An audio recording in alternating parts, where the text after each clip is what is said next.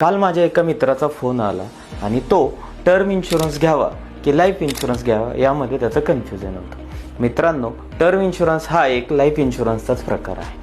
Life इन्शुरन्सचे प्रामुख्याने 3 प्रकार पडतात। पहिला आहे तो टर्म इन्शुरन्स, दुसरा येतो तो एंडोवमेंट आणि तिसरा येतात ते युलिप प्लॅन। टर्म इन्शुरन्समध्ये प्रामुख्याने कमी किमतीमध्ये जास्तीत जास्त लाईफ कव्हर मिळतं। उदाहरणच घ्यायचं झालं तर 30 वर्षाच्या व्यक्तीला 1 कोटीच्या लाईफ इन्शुरन्ससाठी साधारण 20,000चा वार्षिक हप्ता येतो।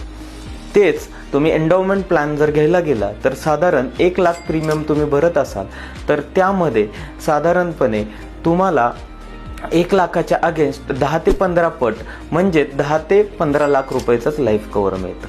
परंतु यामध्ये तुम्हाला मॅच्युरिटीला काही पैसे परत मिळतात। सेम युलिपमध्ये आहे। युलिप इन्शुरन्समध्ये सुद्धा तुम्हाला 10 ते 15 पट लाईफ कव्हर मिळतं आणि मॅच्युरिटीला काही पैसे मिळतात। परंतु यामध्ये कोणता इन्शुरन्स योग्य आहे आणि कुठला एखाद्या व्यक्तीने घेतला पाहिजे हे जर तुम्हाला जाणून घ्यायचं असेल तर तुम्ही पुढची रील बघा। त्यामध्ये आपण आणखीन डिटेलमध्ये याचं कंपॅरिझन करणार आहोत आणि त्यासाठी अर्थमित्रच्या पेजला फॉलो करायला विसरू नका।